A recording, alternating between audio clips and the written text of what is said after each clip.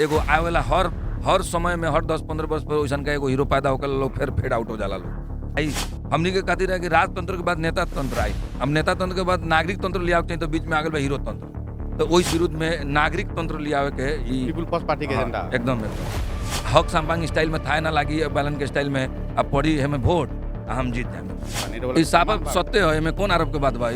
ठोक बजा के कहता नहीं एकरा के स्थापित करलक हमर उम्मीदवारी बा, तो हम तो उ क्राइटेरिया में पड़बे ना कनी। एगो बात कह जाता नहीं बड़ा डेंजर। नमस्कार, प्लस वन टेलीविजन के स्क्रीन पर अभी अपने देख रहा बानी कार्यक्रम चुनावी बहस। चुनावी बहस में हर एक दिन अलग अलग क्षेत्र के अलग अलग उम्मीदवार से निरंतर चुनावी बहस में बानी सन, और आज भी चुनावी बहस में हमके साथ में बानी प्रसाद निर्वाचन क्षेत्र नंबर 1 के पीपुल फर्स्ट पार्टी के उम्मीदवार जावेद इकबाल हैदर। अभी हर एक क्षेत्र में उम्मीदवार लोग घरदैलो के क्रम में, कार्यकर्ता भेंट घाट के क्रम में लागल बा लोग, एकदम जोर तोड़ से लागल बा लोग, अपन अपन एजेंडा बता रहा बा लोग। चुनावी घोषणा पत्र दे के एकदम जनता के मन जीते वाला काम, जनता के लोभियावे वाला काम, जनता के विभिन्न बहाना से नजदीक जाए वाला काम करे के एकदम सक्रिय भइल बाटे लोग। हर एक दिन उम्मीदवार के हमनी अलग अलग क्षेत्र के अलग अलग उम्मीदवार से चुनावी बहस करे निशन। आज के साथ में बानी आज पीपुल फर्स्ट पार्टी प्रसाद जिला निर्वाचन क्षेत्र नंबर 1 के पीपुल फर्स्ट पार्टी के उम्मीदवार जावेद इकबाल हैदर। वहाँ से चुनावी बहस में हम आज बातचीत करके प्रयास करें। जावेद जी, स्वागत बा अपने के। धन्यवाद। जय नागरिक। प्रसाद जिला निर्वाचन क्षेत्र नंबर में कय गो वार्ड घूम के नहीं है, कितना आदमी के पास शासन दे के नहीं है? आजू तो एगो वार्ड आइल बनी घूम के, ऐसे कि हम काठमांडू से आवतनी 12 बजे पहुँचनी है। कालू एगो आइडिया अलायंस भइल बा, ओकरे संदर्भ में तो अभी एगो वार्ड से आवतनी हम। जैसे कि चुनावी दौरान में हर एक पार्टी के हर एक क्षेत्र के हर एक उम्मीदवार लोग कार्यकर्ता भेंट करके क्रम में बाटे लोग, घरदैलो के कार्यक्रम में एकदम सक्रिय भूमिका उ लोग बाटे। सबके अपन अपन एजेंडा बता रहा बा, चुनावी घोषणा पत्र सबके बना के घूम रहा बा। इस सभी लोग में से जावेद इकबाल हैदर के या चाहे पीपुल फर्स्ट पार्टी के चुनावी घोषणा पत्र फर्क का बा? अभी तो हमनी के चुनावी घोषणा पत्र तो एंगे तो साइट पर हमनी के सार्वजनिक बढ़ले बा, लेकिन ओकरा के एगो कार्यक्रम करके घोषणा करे वाला बानी हम। पहले तो एगो तो पार्टी के घोषणा पत्र आ ऊपर से एगो उम्मीदवार का कर सकता, एगो प्रतिनिधि सभा के निर्वाचित एगो सांसद ओकर का हो सकता, वो एज अ जावेद इकबाल हैदर का कर सकता, एकर दूगो चीज के एथी करे हम। अब लोभियावे ला जो अपने बात शुरू में कहनी है तो का बाकी जे पुरानका लोग बा लोग वो ऑलरेडी टेस्टेड बा लोग, अब कैंडिडेट चेंज हो सकता, लेकिन पार्टी के घोषणा पत्र कौ बेर पुराना पार्टी से लोग के निकलला, का कोई लोग पूरा जानता ओकरे जग में उहे आधार पर तो नया आइल बा लोग, अब ठग लोग जी ठीक बा, पुरानका भ्रष्ट नयका ठग। तो नयका ठग का कहल जाता है कि जे सुप्रीमो बाड़न नयका पार्टी लोग के, ये खास करके भी जेकर बड़ा एथी बा राप ताप बाटे, बहुत बड़का चर्चा में बा वो रासपा, तो ओकर जो अध्यक्ष बड़न अगर एज ए मधेसी हमनी के अगर दूगो नागरिकता दूगो पासपोर्ट हो जाए तो हमनी अभी तक जेल काटत रहती सो, ये एगो दिमाग में घूमता हमनी के। तो वैसन ठग लोग के पार्टी हुए। अब के कौना वजह से बालन जी चल गइलन उ लोग जानता, लोग कौन शक्ति खेल कि चल गए लोग। तो इ पुरानका भ्रष्ट आ नयका ठग के बीच में एगो थर्ड अलायंस क के आइडिया अलायंस आइल बाटे, जेमे कथी कहला व्यक्ति के देवत्वकरण करे के, व्यक्ति के हीरो बनावे के, पॉपुलिस्ट हीरोइज्म के आधार पर ना, इन विधि शासन पार्टी के विधान विधि ठीक बा बढ़िया, मतलब जैसे हमने इंक्लूजन के बात हो गई, और जितना चाहिए अभी का समस्या बा उस समस्या पर आधारित हमने के पार्टी एगो आ ओहू में 4 गो पार्टी मिल के अलायंस भइल बा, आइडिया अलायंस। जैसे हर एक उम्मीदवार के चुनावी घरदैलो देखे नहीं शुरू होखेला तब बालन के नामे से काहे होखेला? अपने भी नाम रख रहल बानी एकदम ना आलोचक बन के नाम। अब ना हम तो हमनी के तो का बा कि विपक्षी के भूमिका के लिए हमनी के अपना आप के प्रिपेयर करते हैं। उ पार्टी लोग तो कोई कोनो उम्मीदवार के नाम ना रखेला लोग। तो उ का बा कि सबसे पहले के बात बा कि अभी का बा कि हर देश के राजनीति में नु इतिहास में का बा कि हमेशा हीरो एगो आइल बा आ ओही में सब लोग ओकरा पीछे पीछे दौड़ल बा आ फिर उ हीरो फेड हो गइल बा। कैसे कि ई ध्रुव सत्य हो, अगर आदमी बालन के हीरो बना रहल बानी टोटा। हाँ, पूरा अभी माने यथार्थ के तो कहे के पड़ी नु, बालन के जोन अभी फॉलोअर्स के बात कइला, विपक्ष में होके फिर विपक्षी के हीरो काहे बना रहल बानी?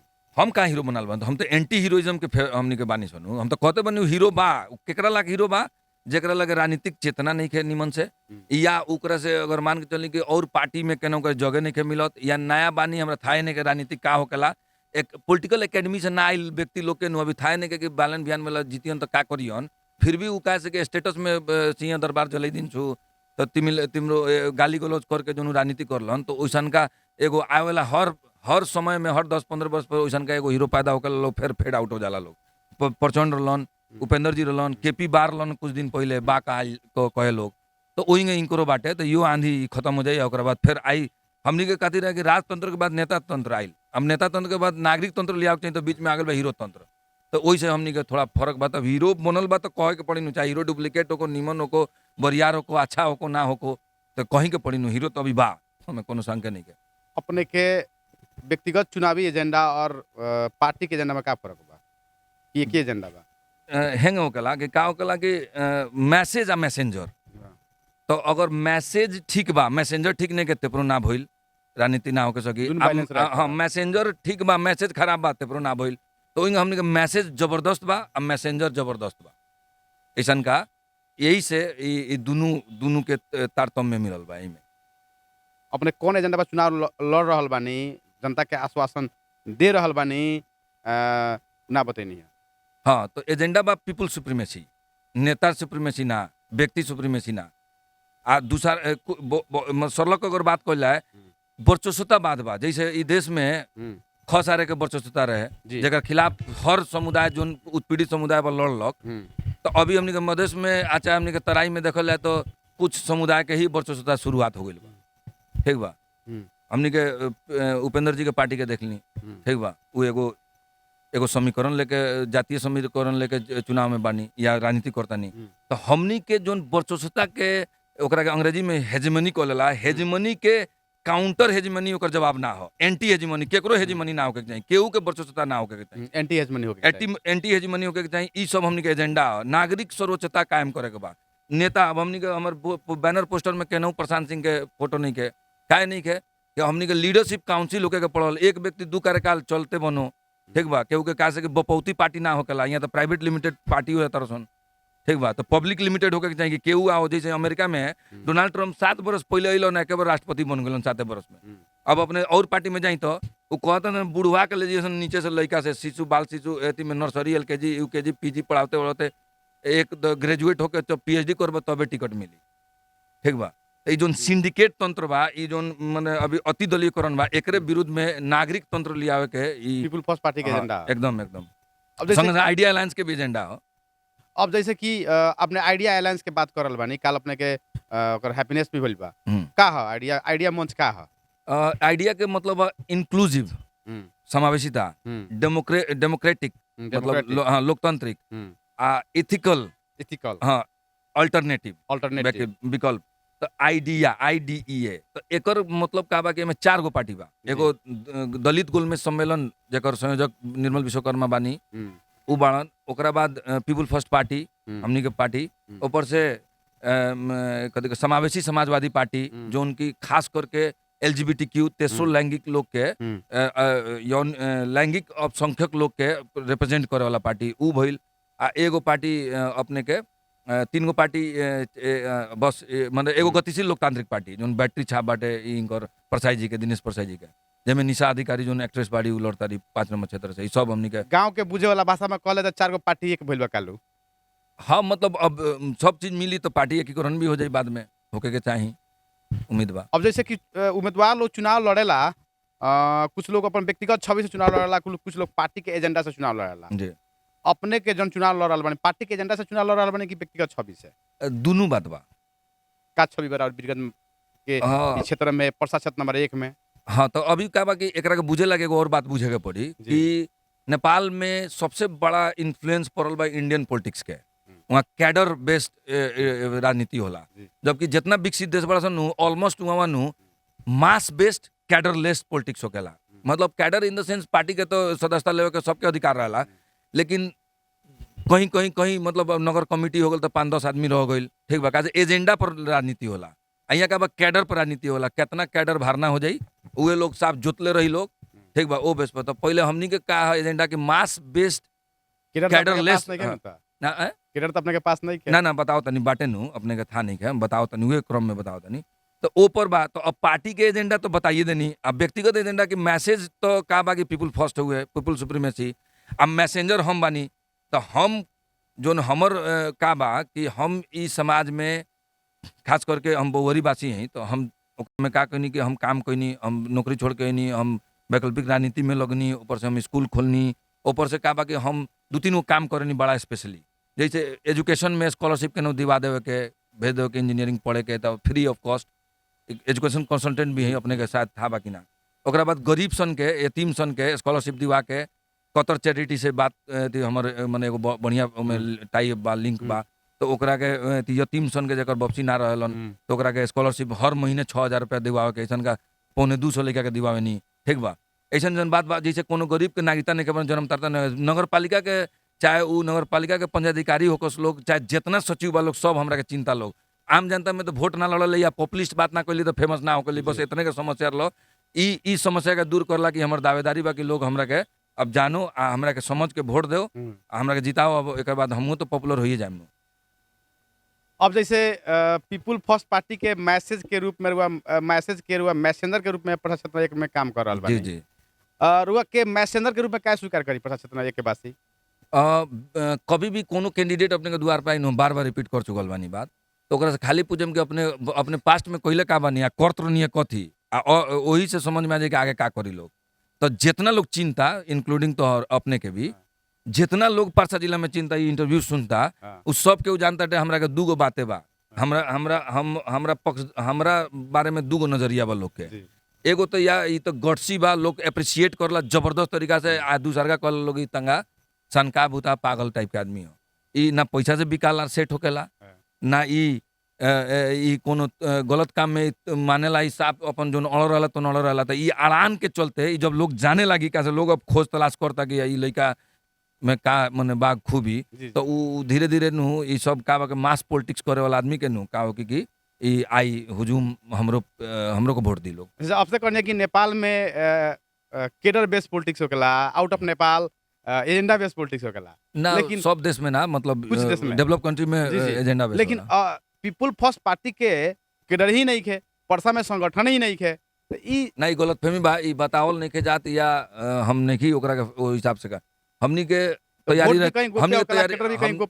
हमनी के तैयारी रहे थी में आमरण अनशन में जाए के एथी से नागरिक आंदोलन करे के तैयारी काठमांडू में एथी से घट स्थापना से दसई बीतल तो अब में अचानक जिनजी आंदोलन हो गलो से पहले तो का भइल कि हमनी के ओमे आंदोलन करके एगो सशक्त नागरिक एगो पार्टी बना के पीपुल सुप्रीमेसी के 84 के चुनाव के हमनी के तैयारी रहे तो ए बीच में 150-200 आदमी जोड़ ले बानी हम ऐसा बात नहीं है तब ये आदमी के हम ऐसे नहीं कि एथी करत हम फ्लैश भी नहीं करे के चाहत अब फ्लैश होई लोग अब जल्दी 4 घंटे के बाद न होई तब का बा बनानियो करे में तो समय लागेला नु सब उ इंटैक्ट बा लोग कि ना उ लोग के केंग बा का बा या नया आदमी के हमरा तो कम से कम 500 आदमी चाहिए कि ना हमरा चुनाव लड़ावेला जीतावेला तो हम 500 में 400 आदमी हो गइल बा 3-4 दिन में 100 आदमी औरो हमर इंटैक्ट हो जाई हम चुनाव लड़े उ आदमी लोग नु सपोर्ट करबो करी लोग आज चुनाव वोटो दिवाई लोग हक संपांग स्टाइल में थाए ना लगी बैलन के स्टाइल में अब पड़ी हमें वोट हम जीत जाए हमें वोट पड़ी हाँ जैसे आपने अपने खुद के करनी है अपने हठी है सनकी टाइप के हैं कह के लोग कहेला कुछ लोग कहेला अपने इससे पहले देखा जाता है कि दूसरा पार्टी में दूसरा उम्मीदवार के एगो कमांडर के रूप में काम करते नहीं मुख्य कार्यकर्ता के रूप में काम करते नहीं आज खुदे एगो उम्मीदवार बनी दूसरा जना जे खुद एगो उम्मीदवार के जिताव में रात दिन मेहनत करत रहे आज उनका लगे ऐसा 400 कहाँ से आ गए खुद एगो उम्मीदवार बन गए तो का बोल कि हमने के बाबूराम भट्टराई के बहुत हम फॉलो करी उनकर अच्छा काम कैलन अर्थमंत्री बनलन तो पार्टी खोलन तो उमे गई नहीं और लिया के पहुंचा दिलन कहाँ से समीकरण बनाओ जसपा में तब तो अहीं के पड़ी एगो पार्टी के राजनीति करे वाला आदमी के अब वहाँ हमनी के कसेत फील होके लागल तो प्रशांत सिंह डमर खतेड़ा हमनी सब निकल गई सब ठीक बा अब उ निकालहू में यहाँ के जे मने नेता लोग के हाथ बा तो अब ओमे का बोल कि पार्टी में जे लागल बा चाहे जे नजदीक बा रिश्तेदार बा चाहे संगत बा तो ओकरा सपोर्ट कैलक आदमी अब उहे आदमी आज के डेट में मतलब अथी कैलक का बोल कि एगो वाक्य बाटे हम कह दे चाहता नहीं कि प्रदीप जी गोइनी एथी यूरोप में एगो एथी रहे कार्यक्रम रहे जो उनकी चाइना के विरुद्ध में फ्री टिबेट के कार्यक्रम रहे अनजाने में करना उनकर का नाम अनजाने में चल गई तो अब तो चाइना निमन से इंकरा के प्रेशर कैलक अथी उपेंद्र जी के, तो इंकरा पर कार्रवाई होकर रहे सदस्यता खारिज करने करी। ठीक बा, एक सदस्य न रहने करी, साधारण सदस्य न रहने। परसा के प्रदीप यादव सांसद जी हमने के मंत्री जी, तो अब उनकर का बोल कि उनकरा के जब हमने के जासपा बन रहे तो उ गइलन बाबूराम भट्टराई लगे कि हमने के दल बल के साथ इश्तियाक राही, रेणु यादव भी सब लोग जाके बाबूराम भट्टराई कहलक लोग अब किरुआ के अधिवेशन में अपने ही के अध्यक्ष बनावे के बाद अपने कुछ करी ना तो हमने के हमर जिंदगी बर्बाद हो जाई, पॉलिटिकल करियर खराब हो जाई। तो उ बाबूराम जी हमरा के प्रशांत सर के भेजनी, हमरा के भेजनी कि पता माने केंग बा इंकरा के साथ दिला से ठीक रही कि ना। तो अब हमहू लोकले रहनी, थोड़ा सा पार्टी एकता भई रहे तो उसे थोड़ा नजदीक भी बढ़नी, तो हम राय दे देनी, अच्छा पॉजिटिव राय दे देनी। तो उनकरा खाली सिर्फ 6 महीना ला निलंबन कोई लोग आ ओकरा बाद का जब बाबूराम के पाला आयल तो ये लोग धके पलटा देलक लोग अपन, फिर माने कथी कहला अपना पार्टी के पूर्व नेता के प्रति ज्यादा ईमानदार हो गई लोग। ठीक बा, आ उनकरा के उनकर राजनीतिक करियर नेस्पा बनल, ओकरा बाद उनकरा के निष्कासित तक ले बाबूराम जी ऐसन हाइट नेता के निकाल देलक लोग। तो वही बेरिया मन हमने के टूट गइल कि ई आदमी से, तो वो बेरिया हम कह सके लागल नहीं अपने के था हुई। ई आदमी के दूगो कैरेक्टर बा, एगो तो सबसे पहला कैरेक्टर कथी बा कि अगर अपने उनकर कैडर हई तो खूब हेल्प करियन, दिलो जान से हेल्प करियन। अगर अपने नेता बनता नहीं तो ओकरा के नस्तो नाबूद कर दियन, बर्बाद कर दियन। ठीक बा, जैसे कि उनकरे संगे घूमता नहीं अभी जनत जी, उनका सबसे बेसी हराव में उनकरे हाथ बा। ठीक बा, को जगह टाइप कर करके सब रबर जी से उन्हें बिचारी जी से तो लड़ते रहन, इनकरा के खाली इशारा कर दिल तो ई जी जीतन। लेकिन इ नेता के बन जइयन, बिहान चल के कोई 84 में सांसद में दावी कर दे। रुआ काल के दिन संगे रहनी, आज पार्टी से निकलला के बाद में एक दूसरा पर आरोप लगा रहल बानी। ई साफ सत्य है, एमे कौन आरोप के बात बा? ठोक ठोक बजा के कहता नहीं। आई केकरा था नहीं के जनोद जी से जाके पूछी, जितना लोग उनका संगे रहल लोग से पूछी, बाबूराम भट्टराई से जाके पूछी ना, प्रशांत सिंह आवत नहीं उनका से पूछ ली, प्रदीप जी से जाके पूछ ली, उनकर कितना माने करैलर नहीं सब उनका संगे रह के उनका से आगे ना बढ़ सकता ना केहू ना। परसा जिला के इतिहास बा, के बढ़ल बा आगे, सबके के तो नस्तो नाबूद करिए दिल बानी। बस उनकर झोले हो सकता, आदमी कैडर हो सकता बस। जैसे कि रुआ एगो शैक्षिक पेशा से जुड़ल व्यक्ति हैं जी, प्रतिनिधि सभा के जे भी जे निर्वाचित जे प्रतिनिधि हुई, उनका काम कथी है कि नीति नियम बनावे के, हाउस में आवाज उठावे के। जी, शैक्षिक पेशा से जुड़ल व्यक्ति हैं। परसा जिला क्षेत्र नंबर 1 में शिक्षा के अवस्था एकदम असंतोषजनक बा, एकदम नाजुक बा, खराब बा। सरकारी का अवस्था वैसे खराब बा। प्राइवेट स्कूल कॉलेज महंगा बाड़ा सन, प्राइवेट शिक्षा महंगा बा। एमे राउर नीति का बनले बानी? शिक्षा नीति तो हमने के अपन जो बात उ तो आइबे करी घोषणा पत्र में, लेकिन एक दूगो बात के भ्रम बा। खास के फिर ये बात बा कि लोग कहला कि इस सन का माने तंगा हट के बतियाला, सन की आदमी है तो हमरा गर्व होकेला कैसे कि हम हक बात बोले नहीं। का बा कि शिक्षा के बारे में दूगो यहाँ भ्रम चलता। एगो तो सरकार के प्राइवेट से 3 गुना बेसी खर्चा बाटे। टीचर के एगो टीचर के सैलरी माने 36,000 से स्टार्ट बा, माने 30,000 36,000 से, आ प्राइवेट में मिलला 10,000 12,000 से स्टार्ट होला।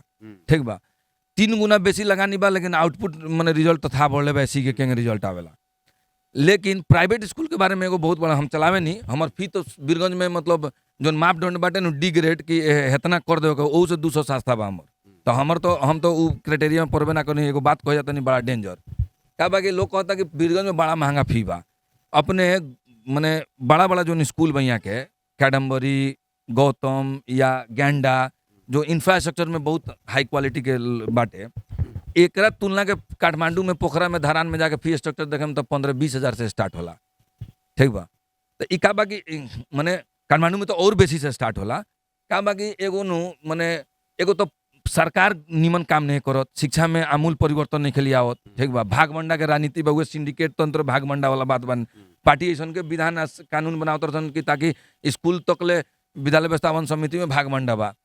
ठीक बा, पार्टीगत वर्चस्वता बात बाटे। तो ओकरा के सुधार नहीं करत आ लोग हाला माने कोइले बाटे कि प्राइवेट खराब बा। ठीक बा, प्राइवेट में कैसे कि हमनी के आर्थिक स्थिति कमजोर भइला से 2-4 हज़ार रुपया महंगा बुझाता। माने अपने काठमांडू में मतलब शिक्षा एकदम यही से ज्यादा महंगा बाटे, बहुत महंगा बा। लेकिन वहाँ जाके फीस देखी ना, शिक्षा भी तो गुणस्तर बा। ना गुणस्तर तो यूं बाटे नु, हम भी तो गौतम स्कूल के प्रोडक्ट है रिजल्ट नु। तो यहाँ से बढ़िया काठमांडू ना के ना बा। ऐसा बात नहीं है। तो लोग आकर्षित क्या है बा? पूरा नेपाल के लोग आकर्षित क्या बा काठमांडू के बा? राजधानी हो तंगा वहाँ रहला सेवा सुविधा लैंग्वेज बढ़िया बा। लैंग्वेज इहो सेवा सुविधा यहाँ के भी स्कूल बहुत गुणस्तरीय बासन।